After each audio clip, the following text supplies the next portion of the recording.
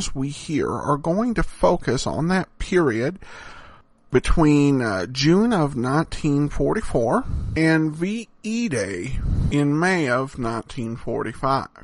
And we're going to start out with a couple episodes of Soldiers of the Press from that period, taking a look at the invasion in the first episode, and in the second, the focus is on soldiers marching to Rome. These programs are from May 25th and July 2nd of 1944.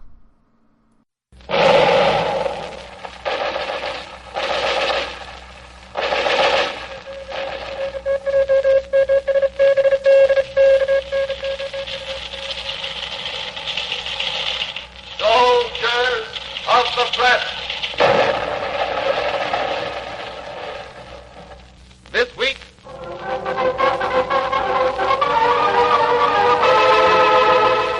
invasion.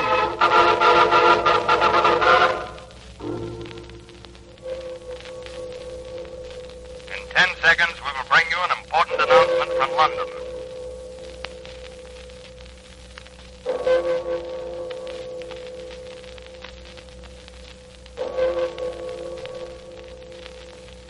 Flash. Supreme Headquarters, Allied Expeditionary Command.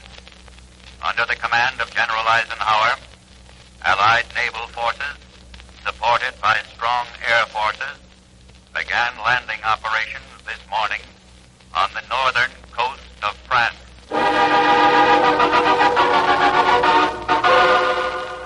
This is the story behind the invasion news. It begins in London with a telephone ringing in a darkened apartment.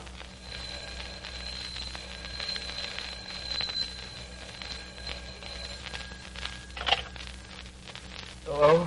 Is this Mr. Virgil Pickney of United Press? Yes? This is the staff headquarters of the American Expeditionary Forces. Listen carefully. Yes? You will proceed immediately to Macmillan Hall at the Ministry of Information. Yes? This call is confidential. Tell no one. Tell no one. While Virgil Pickney, the European General Manager of United Press, was driving to Macmillan Hall in London, things began to happen at the New York offices of UP. The official German news agency, DNB, says at 12:43 a.m. that the entire coast between Le Havre and Cherbourg is involved in what is claimed as an Allied invasion. What do you make of it? I can't tell. Might be a German propaganda trick. It might not. Put it on the main trunk. Play up the rumor angle. Okay. And don't forget to add, there is no Allied confirmation. No Allied confirmation. The German DNB news agency claims that 6 heavy warships and 20 Allied destroyers are lying before the Seine estuary off the coast of France. There is no Allied confirmation. No Allied confirmation. No Allied confirmation.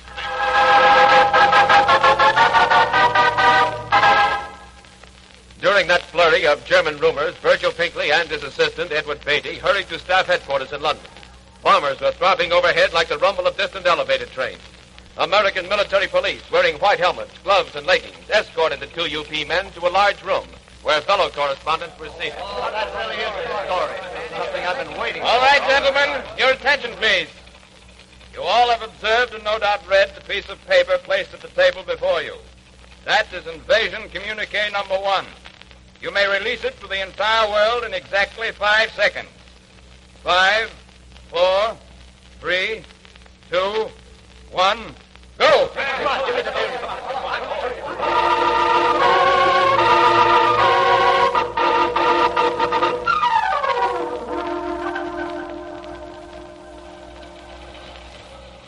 No confirmation, no confirmation. What's the matter with London anyway? Listen, kid, you got one thing to learn. The UP is not verifying any invasion reports, false or otherwise, until they're substantiated by Allied headquarters. Chief, this just came in. Yeah? Break it up! All wires. Flash. London, under the command of General Eisenhower, Allied naval forces, supported by strong air forces, began landing operations this morning on the northern coast of France.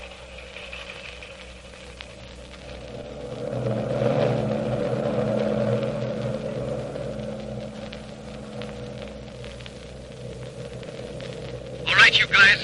Now, this is what we've been waiting for. We'll be over the target in 5 minutes, and if you ever scored a bullseye, now's the time. Did you ever see so many planes in your life? Sky's black with them, and not a single Jerry in sight. Say, Frank, did that correspondent get aboard? Yes, sir. Carly Small of the United Press. He's with me. Oh, howdy, Carly. Howdy yourself. Things broke so fast, never had a chance to make it formal. Glad to have you with us, Small. Thanks. Glad to be here. I wouldn't miss this for the world. Huh? Well, that's about what it's for. Yes, you're right. Coming in on the target, sir. All right, you guys, now remember. Remember what the chief told us. We've got a particular job to do, and we're going to do it. Right? You said it, sir. Now, here we go. Get set, everybody, and give them all we got. Watch out for the flag. The hell with the flag. Get that coastal fortification. Let him have it. Bombs away. Nice going, boy. Now let's dust them off. Look at those Hardies run. Master race, eh? There's these no clothes, knows not to shoot at us.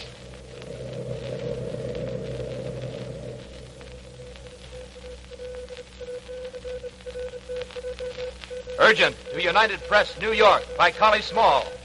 More than 2,300 American and British heavy bombers teamed up in a shattering zero-hour bombardment of northern France, sending an estimated 7,000 tons of bombs crashing on the network of German gun emplacements, raiding the invasion coast.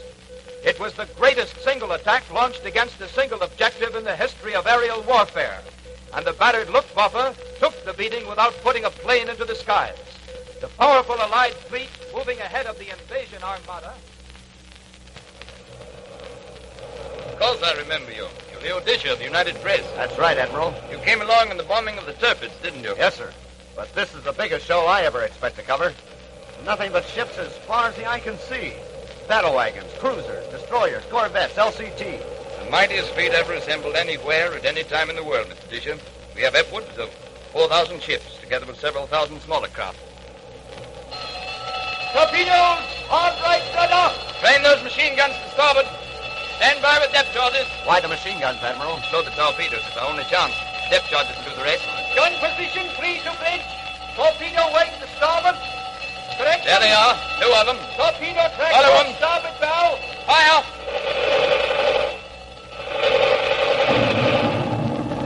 Splendid. Over with the ash cans. There they go.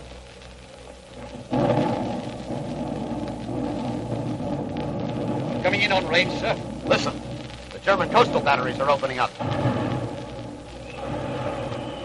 Right, Mr. Disher. This is what we've been waiting for. Captain Ellison. Aye, sir. Bombardment will start at exactly 0400. It is now 0258. Stand by for general alarm. Take watch, all ships. Stand by for general alarm. 10 seconds to go. Stand by. 5 seconds. Down general quarters. All hands, man your battle station.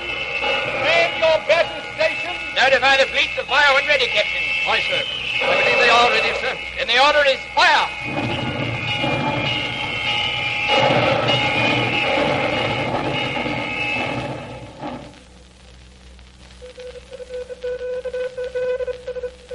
Urgent to United Press, New York, by Leo Disher. The Allied Navy poured tons of hot steel on the invasion coast of Normandy early today. The big Navy shells burst with terrific force, sending out red sheets of flame which subsided in billows of mushrooming dirt and smoke. The Germans failed in their attempt to break up the fleet with U-boats and coastal fortifications. Upwards of 4,000 ships took part in the action. Behind this mighty battle fleet, thousands of landing craft, each carrying 120 men with weapons and small tanks, sped toward the invasion shore. We're taking orders, Sergeant. All right, men, get set. Hey, where's that United Press correspondent? Hey, Dick McMillan. Yeah? Move up to the front of the boat, Mac. You stick with me. Boy, what a way to spend the night. Nothing lacking. All right, men. This is where we get out. Don't forget to duck and don't bunch up. Yeah. Right out. Come on, they can't stop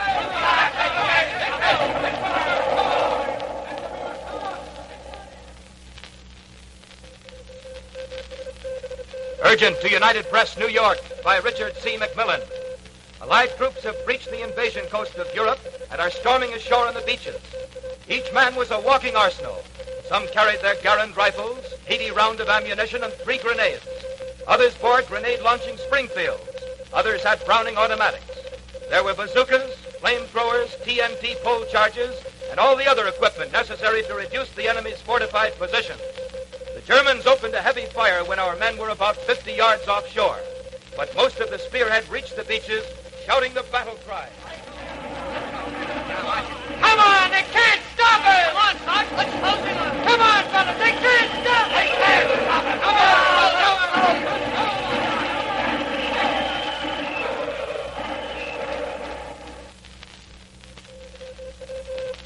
Urgent to United Press, New York, by Virgil Pickney. The $100 billion Allied invasion of Europe has just passed its first test to the battle cry of, "They can't stop us." These 4 words from an unknown American sergeant were uttered as the greatest military operation of history began. They transformed the coast of northern France into a roaring, flaming, crashing inferno. The battle of battles has finally been joined. But the job has only begun. We shall have victory, but only at the cost of blood and sweat, courage, endurance, and the highest military skill.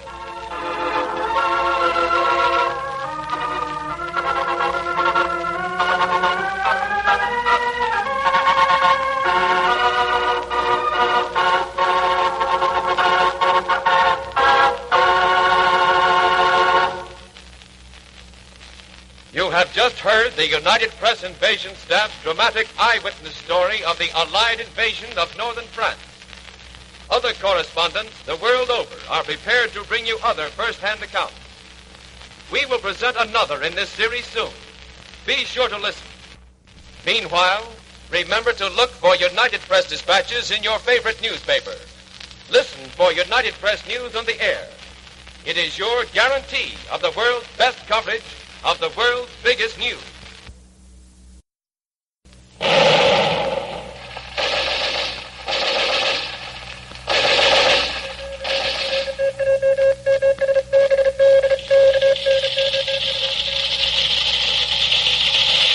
Soldiers of the press.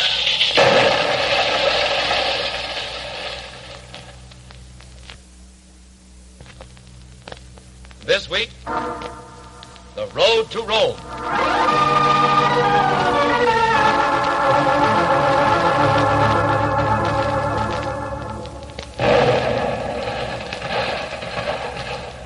Arthur.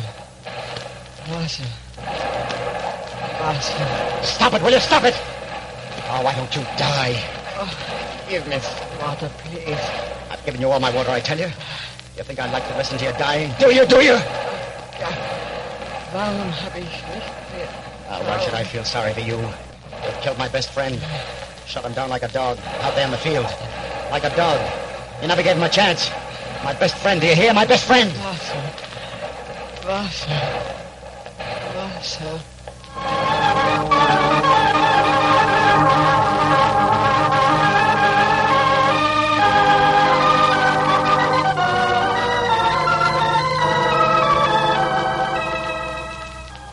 Boy, you can talk all you want. Personally, I'll take a barrel of beer. Well, you can have your barrel of beer, brother. Personally, I'm going to get married when this war's over to the sweetest little gal in West Virginia. Ah, you're off your nut bits. Hey, but Mr. Vermillion. Yeah, Jim? Me and Vic here, we got... Yeah, I heard you. You know, it seems to me that's all you guys ever talk about. Mr. Vermillion, you're a correspondent for the United Press, aren't you? That's right. Now, come on, now, who's right, me or Vic, huh? Well, I'd say you're both right. Hey, what do you mean? We both can be right. Sure you can. Get married and have your beer, too. Ah, now that's not what I mean. Hey, get down, fellas, get down.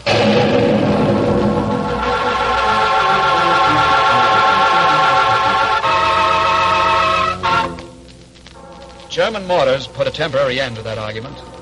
We were standing on a crag at Artena, at the tip of an American salient, pointed at the German defense line on the road to Rome. Below us was a quiet valley scented with locust blossoms and poppies. At night, it sparkled with fireflies. But in a matter of seconds, it became a roaring battlefield where men were bleeding and dying. Come on, let's get out of here. You said it, brother. But where are we going? We're going down that briar gully into that house there. Well, what are we waiting for? Come on, Mr. Vermillion. Come on, fellas, let's go. Keep down there.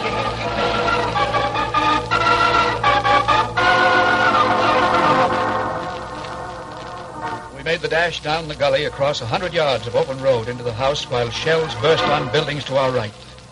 There we found 6 soldiers waiting for the barrage to stop. From the house, we watched the beginning of the battle toward Valmontone on the road to Rome. Boy, I'm glad to be out of that. Are you all right, Mr. Vermillion? Yeah, just out of breath, that's all. Hiya, fellas. Mind if we join you? Hey, fellas, what's that? That's our artillery opening up on the Jerry's over there in those houses, see? Boy, listen to those babies. Hey, you know, they tell me on a clear day you can see Rome from here. I'd like to see it myself, but not from here. Right, Mr. Vermillion? Wouldn't be a bit surprised if they didn't do that one of these days. Hey, get down, fellas, get down! I wonder where we're going after Rome. Home, I hope. Rome to home. That's me. What are you yelling for? It's all over, boys. Well, guess where we move up again. Come on, Vic. Another day, another Jerry. There we go again. Come on, let's go. Come on.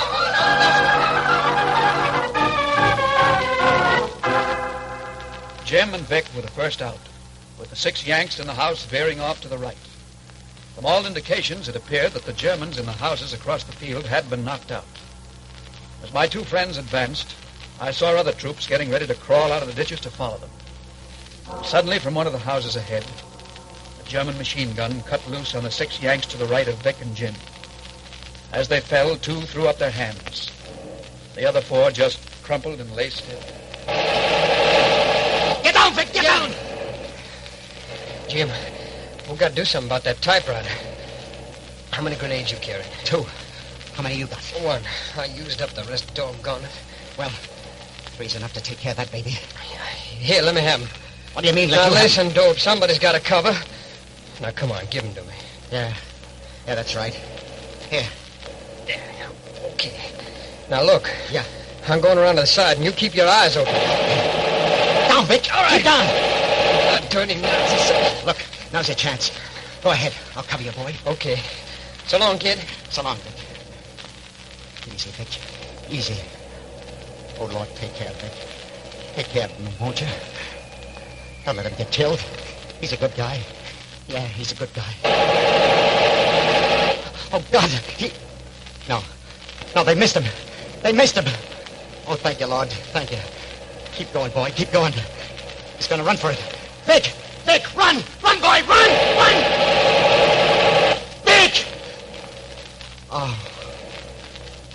Vic.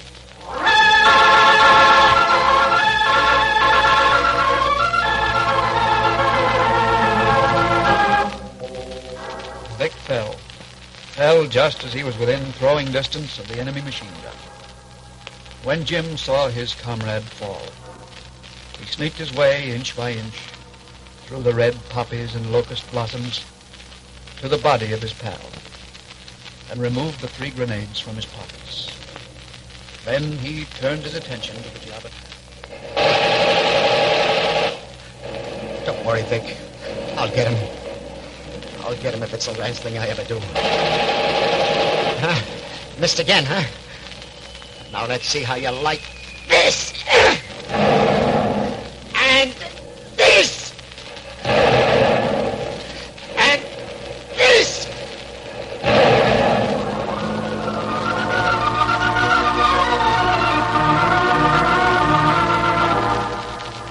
From my lookout, I watched Jim hurl the grenades one after another in quick succession. The next moment, he dove into a window of the enemy-occupied house. Nobody here. Must be in the next room. Ah, cripes, what a floor. Door's shut. Well, here goes. Up with your hands, crowd, and keep them up. You understand me? I understand English perfectly, Herr Private. That's just dandy. Where's the rest of your pals? Pals? Yeah, pals, buddies, men. Where are they? Oh, see for yourself. They're dead. Ah, just 3 of you, huh? Yes. Okay. You and me are going back to my... I'm afraid we're not going anywhere. At least not for the moment. I got plenty of time. I'm afraid you're wrong again. Say, listen to me.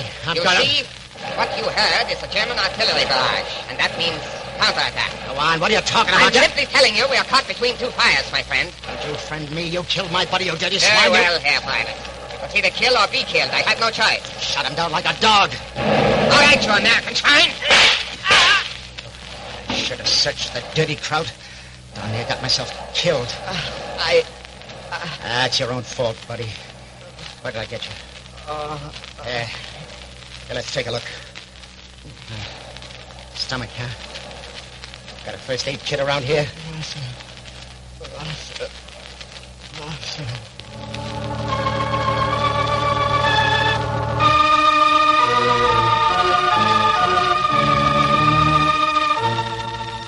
Private Jim McGaw found himself in a curious, you might say almost a macabre predicament. Alone with 2 dead Germans and a third who was dying, trapped in the crossfire of American and German artillery.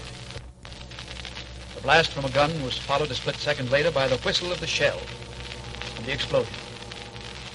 Jim watched houses crumbling in the town, which he knew held shivering citizens in their own barren rooms as barren as his.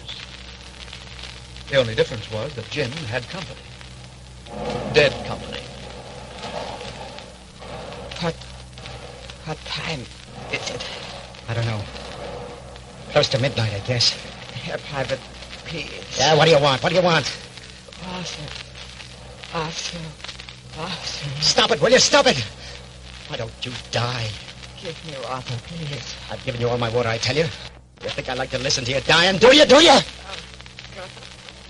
Bobby. Oh, why should I feel sorry for you? You killed my best friend. Shot him down like a dog out there in the field, like a dog. He never had a chance. My best friend, do you hear? Do you hear? Watson. Come. What are you trying to tell me? Closer, please. I can't get any closer. Why, you dirty swine! Dirty Nazi rat. That's the last rotten trick you'll play. Vic. Yeah, Jim. We did it, didn't we, boy? Sure we did. You know something? What's that? Guess I'm not going to get that barrel of beer after all. Yeah, I know, Jim. I guess I'm not going to get married. Yeah, Vic. But they can't say we didn't try. They can't say we didn't try.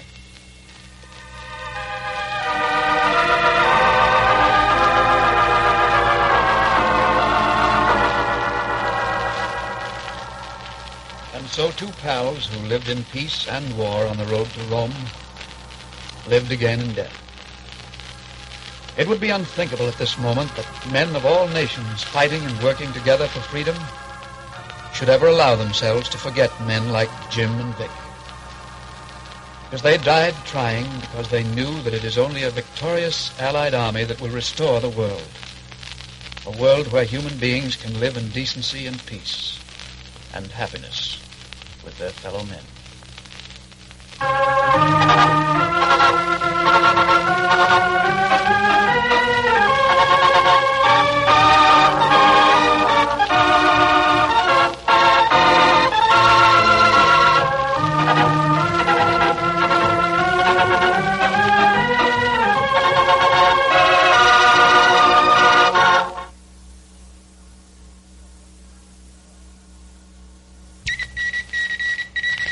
Soldiers of the press.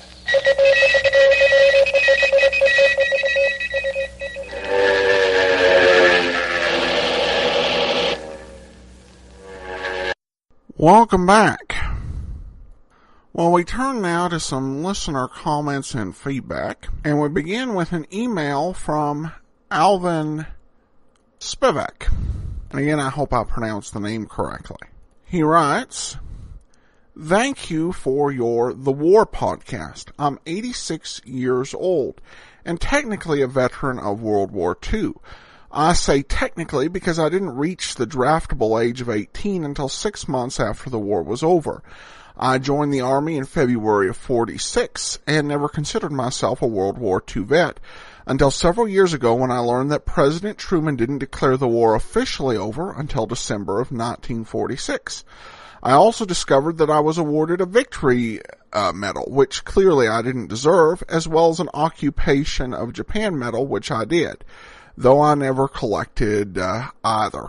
Well, thank you for your service, and also for those additional insights on the war. And he then has 4 comments, questions. Number 1, I'm fascinated as well as grateful for the amount and quality of the recordings you provide on the war and wonder where you find them.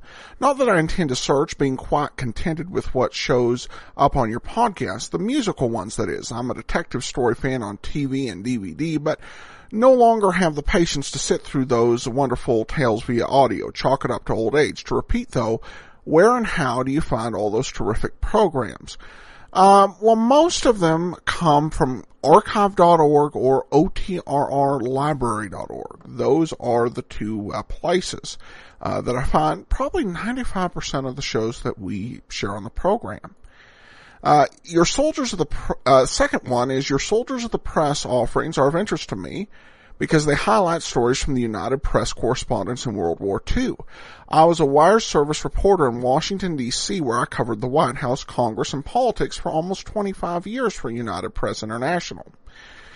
And he says, I wonder whether Soldiers of the Press was a wartime UP product or whether that news service simply provided fodder to a separate company that did the broadcast. I also assume Walter Cronkite, a UP war correspondent in Europe in World War II, was involved with or featured in one or more of those broadcasts. The series was produced in-house according to the Digital Daily FTP.com, which is a great source for information on Golden Age video, and particularly the wartime programming. It's been very helpful to me in my research. Walter Cronkite's stories do appear, and we did actually do one Cronkite story already back in episode 168, the Dry Martini story. And we may get 2 more Cronkite stories. It does kind of depend. I think I haven't worked it all out yet, but we have 8 or 9 weeks left in the series, and quite a bit to get to. So we'll see if we get into any further Cronkite dispatches.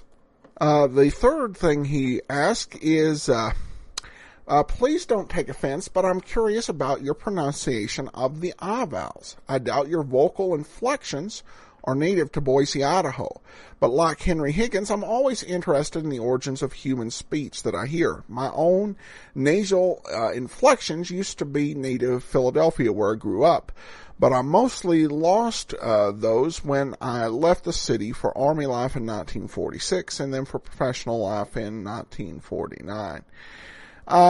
It is, I'm first of all not offended, after doing a podcast for about 7 to 8, we're in our 8th year, kind of past any being offended on accent questions. It's kind of hard to tell with me, because my family traveled so much, mostly in the Rocky Mountain and Pacific Northwest, but some trips down south, and a lot of time spent around my parents, and my dad was very strongly influenced by a Southern accent in his mid-20s, early 30s, when he lived in that region of the country. So the exact origin remains a mystery even to me. And finally, he adds, the House of Squib sponsorship of your latest podcast brought back memories of the wartime radio days. But I hadn't heard of the company lately, so I resorted, as usual, to Google. There I learned that the company for quite some years has been Bristol-Myers Squibb, the latter having been taken over or merged with the former. Not important, but I thought I'd mention it. Well, thank you so much, and I do appreciate it. It's interesting to find out what happened with so many of these companies. Some really are still around, and it's amazing that I can go into a store and buy the same brand of toothpaste that sponsored the Bob Hope Show. While on the other hand, you'll find other famous brands that were huge in radio, like the Fitch Corporation having gone out of business. Thank you so much for your email. It was great to hear from you and to answer you. And we have one brief comment from Joe, who's making his way through the series. And he commented on episode 57, the Dear Adolph segment. And he says, love the James Cagney segment. Thanks so much. And that was a great series. And that's one, if you're curious to hear the rest of Dear Adolph, we played, I believe, about 3 episodes. But there's another 10. You can check those out at archive.org. Well, that will do it for today. We'll be back tomorrow with another episode of The War. If you have a comment, send it to me, box13 at greatdetectives.net. Ken Curlin provides the opening theme music, kencurlin.com. But from Boise, Idaho, this is your host, Adam Graham, signing off.